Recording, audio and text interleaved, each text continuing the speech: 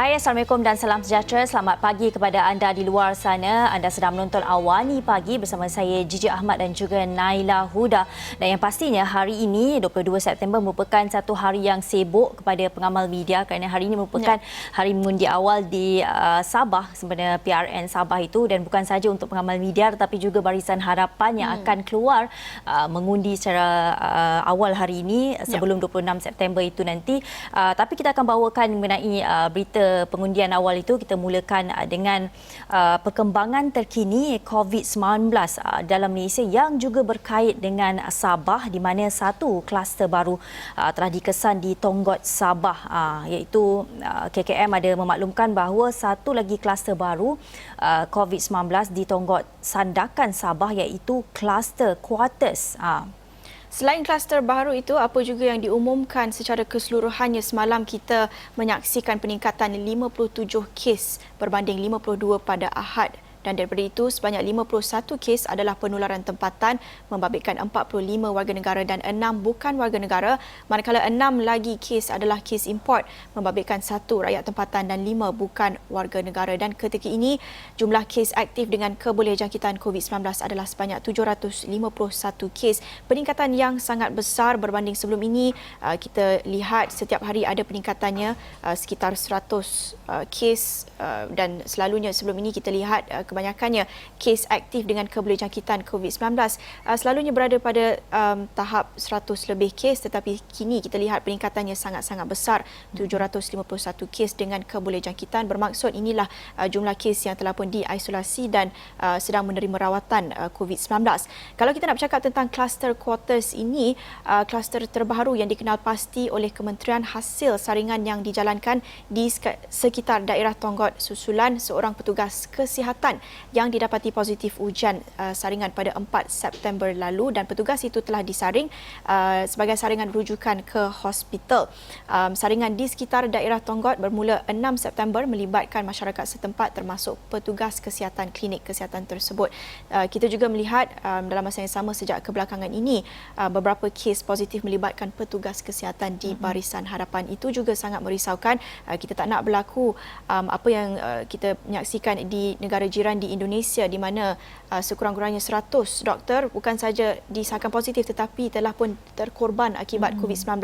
Itu melihat kepada kadar yang sangat teruk terjejas akibat COVID-19, dan dalam masa yang sama itu juga menjadi signal atau petanda kepada jumlah petugas kesihatan mungkin risiko mereka terdedah kepada risiko jangkitan itu, dan juga bekalan perubatan. Ini antara faktor-faktor yang menentukan keluk jangkitan COVID-19 dalam negara. Dan perkara itu perlu dititik beratkan bersamaan dengan satu lagi berita yang kita nak kongsikan di sini adalah rang undang-undang pembiayaan kerajaan tangani COVID-19 telah diluluskan, dan Persidangan Dewan Negara semalam telah meluluskan satu rang undang-undang langkah-langkah sementara bagi pembiayaan kerajaan, iaitu penyakit coronavirus 2019 COVID-19 2020, bertujuan mengadakan peruntukan bagi langkah-langkah sementara berhubung pembiayaan kerajaan untuk mengurangkan kesan COVID-19.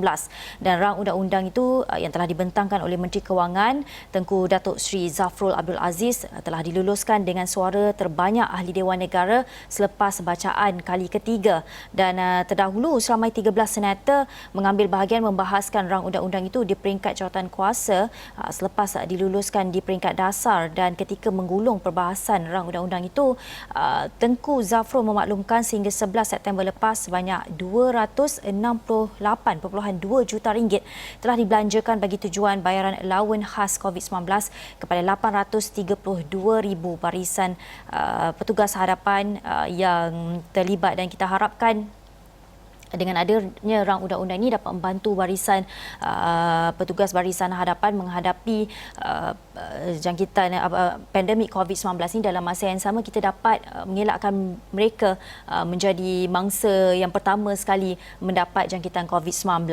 Ya, dan ini juga susulan satu pendedahan yang dibuat oleh salah seorang petugas kesihatan di Hospital Sungai Buloh. Katanya mereka mengalami sedikit kesulitan apabila proses menerima allowance kerana mereka terpaksa berpindah ke Hospital Sungai Buloh sebagai petugas Barisan Harapan, dan sepatutnya mereka terima allowance khas khususnya selepas mereka berpindah ke Hospital Sungai Buloh itu. Tetapi katanya mereka mendakwa ada setengah mereka mengalami sedikit kesulitan menerima allowance tersebut dan juga dalam proses permohonan pembayaran allowance khas itu. Jadi susulan itu pada 21 April lepas, Kementerian Kesihatan Malaysia katanya mereka akan menyiasat penuh apa sebenarnya yang berlaku di sebalik isu pembayaran allowance khas itu, dan mereka juga berjanji akan menambah baik pelaksanaan pembayaran allowance khas bagi memastikan tiada kelewatan pembayaran dibuat kepada pegawai mereka, kerana itu adalah pengorbanan yang amat besar. Mereka perlu berpindah bersama dengan ahli keluarga mereka, bersama dengan anak-anak dan pasangan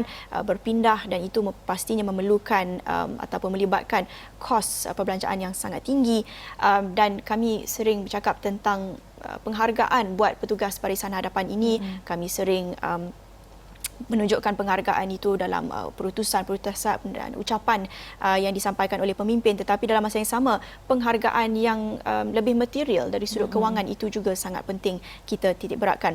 Dan itu antara perkembangan COVID-19 dalam negara. Selepas ini kita nak bawakan perkembangan pastinya pilihan raya negeri Sabah, di mana hari pengundian awal bermula hari ini jam 8 pagi sebentar lagi, tetapi kita nak lihat sedikit kepada muka hadapan berita tempatan, contohnya pada berita harian ini yang menjadi tumpuan iaitu berhubung dengan hukuman perubatan, Gigi. Dan ini katanya dalam apa yang dikongsikan oleh berita harian bahawa pinda akta kenakan hukuman lebih berat susulan ubat yang perlu preskripsi dijual berleluasa, dan dikatakan bahawa Persatuan Farmasi Malaysia mahu KKM menyegerakan pembentangan rang undang-undang racun pindaan 2019 bagi mengenakan hukuman lebih berat terhadap mereka terbabit penjualan ubat di bawah kumpulan B tanpa preskripsi doktor. Dan hukuman di bawah Akta Racun 1952 sedia ada disifatkan terlalu ringan dan ia juga dianggap sudah lapuk dan ketinggalan zaman. Dan ini sangat penting ya, kerana ia melibatkan keselamatan pengguna itu sendiri, dan kita tidak mahu sewenang-wenangnya ubat yang perlu preskripsi dijual begitu sahaja, dan ia mungkin akan melibatkan kehilangan nyawa dan sebagainya. Dan bercerita mengenai ubat perlu preskripsi yang dijual berleluasa, ini ada satu lagi berita mengenai satu pemilik rangkaian kosmetik, Safi Ilyas, telah didenda kerana memiliki dan menjual produk kesihatan yang tidak didaftar. Ya, ini laporannya di astroawani.com. Syarikat milik usahawan kosmetik Safi Ilyas semalam didenda RM23,000 oleh Mahkamah Magistrate kerana menjual dan memiliki produk kesihatan yang tidak berdaftar dengan Kementerian Kesihatan KKM. Magistrate Muhammad Aizat Abdul Rahim menjatuhkan hukuman itu terhadap DSI Empire Sendirian Berhad yang diwakili pengarah syarikatnya Safi Ilyas selepas dia mengaku bersalah atas dua pertuduhan yang dihadapi. Hukuman denda RM5,000 adalah bagi pertuduhan pertama, manakala RM18,000 lagi adalah bagi kesalahan kedua. Dan mengikut kedua-dua pertuduhan itu, beliau didakwa telah menjual keluaran yang bukan keluaran berdaftar, iaitu Aurora SX Premium 30 caps sebanyak 3 kotak kepada seorang individu, dan juga memiliki 112 kotak produk sama, dan produk-produk ini didapati tidak berdaftar dengan KKM. Dan bagi kesalahan kali kedua dan seterusnya, seksyen itu memperuntukkan hukuman denda maksimum RM100,000. Dan terdahulu kalau kita lihat recap sedikit, Safi dalam rayuannya memohon hukuman ringan memandangkan perniagaannya sudah tidak berjalan sejak setahun lalu. Selain turut memaklumkan mempunyai masalah kesihatan, itu antara permohonan yang dilakukan Safi dalam mahkamah berhubung dengan kes tersebut. Tetapi dalam masa yang sama, apa yang dikatakan oleh magistrate adalah untuk menasihati beliau, dan juga mungkin juga boleh jadi peringatan buat seluruh industri kosmetik tempatan supaya lebih peka dengan produk kesihatan dan kosmetik yang dijual, termasuklah keperluan pendaftaran dengan KKM. Ini bukan kali pertama kita lihat produk kosmetik tempatan yang dijual tidak berdaftar dengan KKM. Ada juga sebelum ini kita lihat laporan beberapa produk kosmetik tidak berdaftar telah menyebabkan sedikit kecederaan, impact ataupun side effect yang tidak diingini apabila mengambil produk-produk kesihatan tersebut. Ini adalah antara kebimbangan, dan juga kalau kita lihat apa yang dikongsikan oleh pakar-pakar kesihatan tempatan di media sosial, ini antara kebimbangannya apabila maklumat yang disampaikan kepada pengguna itu tidak menyeluruh. Mereka tidak dapat maklumat penuh apa sebenarnya yang terkandung dalam produk-produk ini, sama ada disahkan ataupun didaftar atau tidak. Jadi ini sangat penting untuk menjadi peringatan bukan saja buat pemilik usahawan syarikat kosmetik ini, tetapi buat pengguna secara keseluruhannya supaya lebih peka dengan kosmetik-kosmetik dan juga produk-produk kesihatan, suplemen yang banyak dijual di media sosial tanpa kawalan ketat. Jadi ini peringatan buat semua untuk lebih peka dengan produk ini. Bacalah kandungannya, apa sebenarnya tujuan mengambil produk-produk tersebut. Dan dalam masa sama perlu meningkatkan kewaspadaan di antara kita kerana sudah banyak produk-produk yang dijual tanpa berdaftar dengan KKM, dan juga lagi satu berita yang dikongsikan mengenai ubat yang perlu preskripsi juga telah dijual berleluasa. Jadi perlu ada rasa tanggungjawab dan kewaspadaan tu, kerana yang nanti yang makan anda juga kan, yang masuk dalam badan tu badan anda juga. Tapi kita akan beralih ke PRN Sabah. Hari ini seperti yang kita maklumkan bahawa mulanya pengundian awal dan dijangka 16,877 pengundi akan keluar mengundi pada PRN Sabah ini di 55 pusat mengundi mulai jam 8 pagi ini, dan pada jumlah itu 7,487 merupakan anggota tentera bersama pasangan serta 9,390 adalah anggota polis. Dan menurut SPR, pematuhan kepada garis panduan pencegahan COVID-19 akan dikuatkuasakan sepanjang proses pengundian awal. Ini termasuk norma baru seperti penjarakan fizikal, pemakaian pelitup muka, penggunaan pensanitasi tangan, saringan suhu badan dan pendaftaran kehadiran di pusat mengundi. Ya, dan pastinya seperti apa yang dikatakan oleh Gigi tadi, pengamal media pastinya sibuk, calon-calon dan juga pemimpin negara yang semua sibuk berkempen di Sabah pastinya sangat sibuk hari ini, dan juga apa yang dirangkumkan oleh wartawan-wartawan kami, editor kanan kami yang berada di Sabah sepanjang seminggu lalu, kempen yang dijalankan banyaknya tertumpu kepada isu-isu infrastruktur. Itu antara tumpuan yang diangkat, isu yang diangkat oleh calon-calon PRN Sabah di sana, isu infrastruktur, isu jalan raya yang disediakan, isu capaian internet. Ini semua permasalahan rakyat yang diangkat. Seperti biasa ketika pilihan raya, itu adalah menjadi tumpuan. Dan ini laporan yang kami bawakan di astroawani.com. Apabila kita bincangkan tentang isu-isu utama di Sabah ini, kita sudah sedia maklum dan kita sudah mungkin dah biasa melihat kepada negeri Sabah ini yang kita tahu cukup kaya dengan natural resources, dengan sumber-sumber kekayaannya, tetapi sehingga kini kita sudah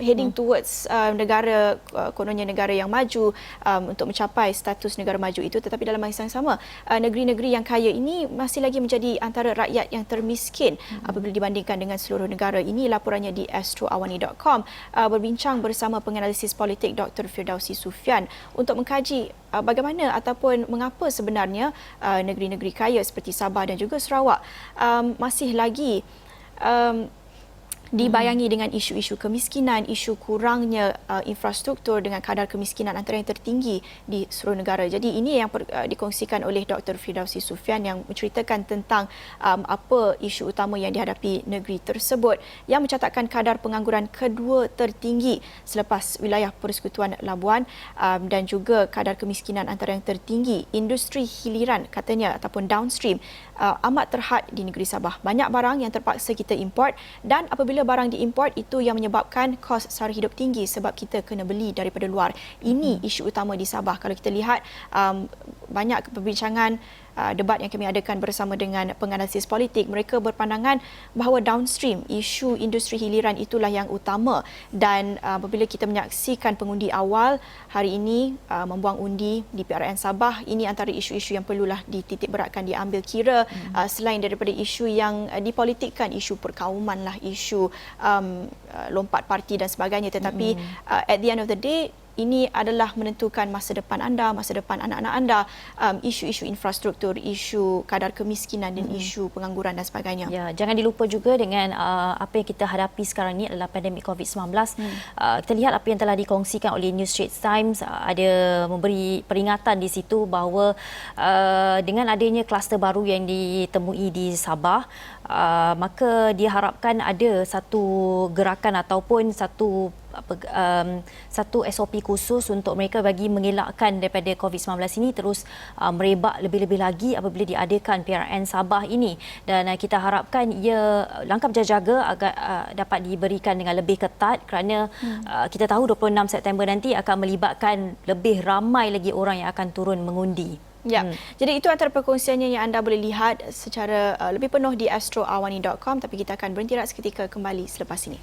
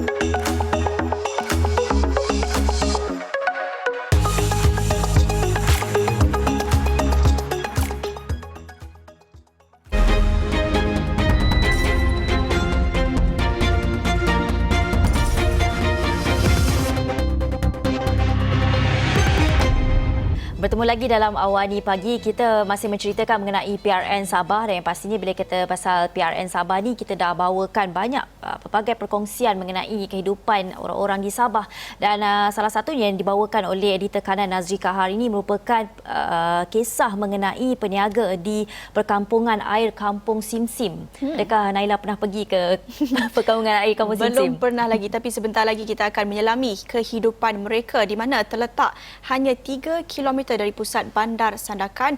Perkampungan air Kampung Simsim ini menjadi tumpuan kerana ia merupakan salah satu pusat daerah mengundi bagi DUN Tanjung Papat bagi Pilihan Raya Negeri Sabah ke-16. Bagaimanapun kehidupan penduduk di sini, terutama golongan peniaga dan usahawan kecil, perniagaan mereka terjejas teruk akibat PKP dan pandemik COVID-19. Dan kita nak menyelami salah seorangnya adalah peniaga ni, Asbab Ahmad, yang menjual barangan kraftangan kepada pelancong asing dan tempatan. Kita ikuti laporan yang dibawakan oleh Nazri Kahar. Perkampungan air di Kampung Melayu Bumi Putra di Kampung Simsim Sandakan ini boleh dijadikan sebagai contoh dan model bagaimana perkampungan air yang dijadikan sebagai penempatan perlu menjadi contoh. Anda boleh lihat laluan masuk sepanjang kampung ini diberikan satu konkrit dengan begitu baik sekali, dan juga anda boleh lihat railing ini disediakan dan kemudahan air dan elektrik disediakan di setiap rumah tanpa perlu mereka mencuri ataupun menarik kabelnya dengan cara tidak sah. Dan inilah yang dimahukan oleh penduduk tempatan di seluruh Sabah, dan perkampungan di Kampung Simsim ini boleh menunjukkan bahawa ia dapat dibangunkan. Tidak ada yang mustahil jika ada political will dan juga kerjasama antara penduduk setempat di kampung air ini dengan pihak berkuasa tempatan, majlis daerah, pejabat tanah dan seumpamanya. Begitulah kehendaknya, semuanya boleh dilaksanakan. Yang penting semua perlu bekerjasama, aspek kebersihan perlu dijaga, aspek kebajikan perlu diselaraskan, aspek keselamatan seperti jika ada sebarang kebakaran dan seumpamanya perlu ada langkah-langkah pencegahan dan sebagainya. Kita ikuti sedikit temu bual saya dengan penduduk di sini, bagaimana mereka melihat kehidupan di sini dan apa yang mereka mahukan dalam Pilihan Raya Negeri Sabah kali ini.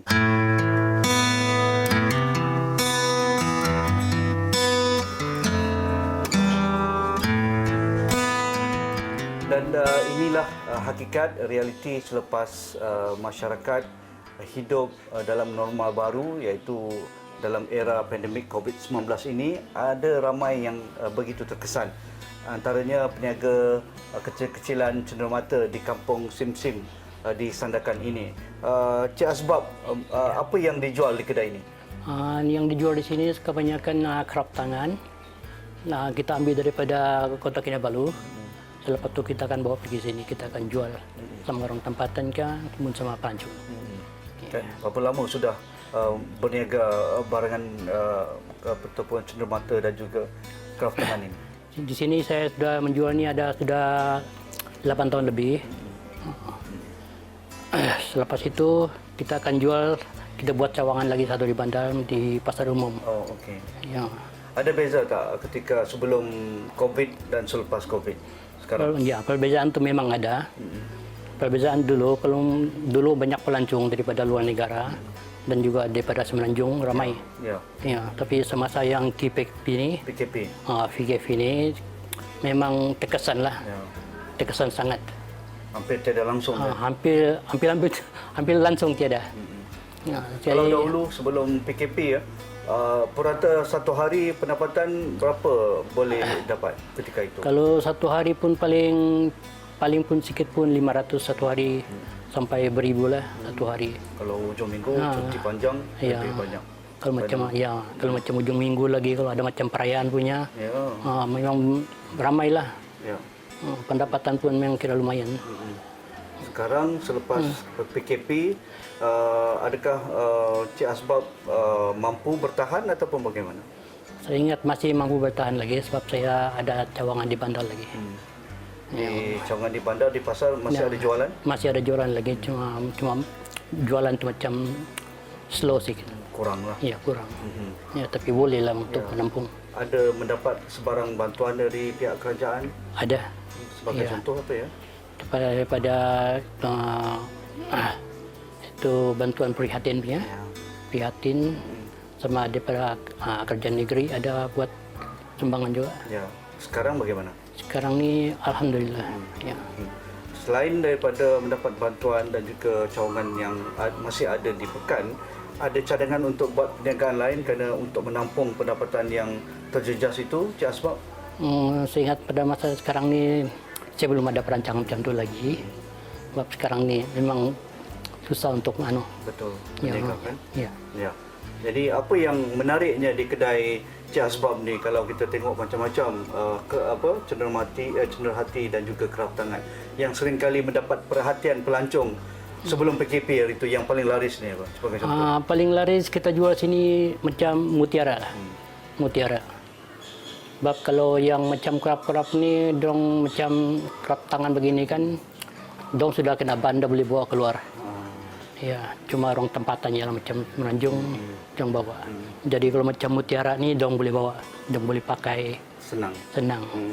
Ya. Ya. Itulah macam yang mutiara ni memang laku lah mana-mana tempat. Ya. Di bandar sekarang adakah hanya kraft tangan tempatan ataupun kraft tangan dari luar Sabah pun ada dijual? Tiada, cuma daripada KK kita ambil. Ya. Daripada KK semua juga kita ambil, supplier, mutiara, kerap tangan, daripada KK juga. Ya. PKP juga menyebabkan ada kraft tangan yang luput tarikh, yang menjadi rosak kan? Ada begitu? Kalau macam yang kerap tangan ni belum ada lagi, cuma yang ada lah, macam yang mutiara ni, macam yang gelang-gelang begini lah. Kerongsang Ya. Ini sudah tidak lama lah. Ya. Dia macam luntur. Ya. Tapi tidak boleh dipolish. Tidak boleh lagi. Ya, kalau dia macam sudah luntur begini tidak boleh polis. Ya.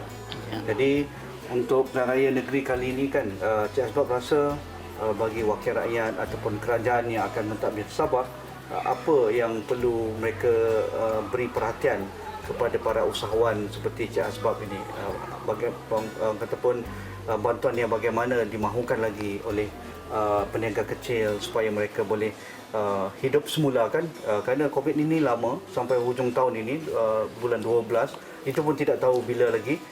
Apa lagi yang dimahukan? Memberikan macam dana macam sumbangan begitu. untuk untuk kasih modal kerja. modal untuk modal tambahannya. Karena kita perlukan modal kan. Ya, modal tambahan lagi. Ya. Kalau dahulu ada pekerja di sini. Pekerja tiada. Berarti ada. Tiada. Dulu ada sebelum PKP.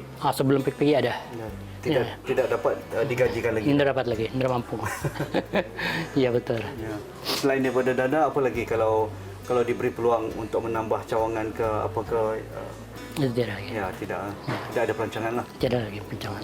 Ini memang minat Cik Asbab Iya, betul. Okey. Ya. Terima kasih Cik Asbab Ahmad yang memiliki kedai kraftangan di Kampung Melayu Bumi Putra di Sim ini. Ramai lagi yang terkesan dan pastinya perniagaan kecil-kecilan ini memerlukan terus bantuan modal, bantuan permit dan sebagainya supaya mereka boleh bangkit semula dengan segera dan dapat berniaga kerana mereka tiada punca pendapatan yang lain. Bayangkan kalau mereka tidak mendapat perolehan ataupun jualan yang dimahukan, bagaimana mereka mahu menampung perbelanjaan keluarga saban hari, saban minggu ataupun saban bulan. Kita jumpa lagi.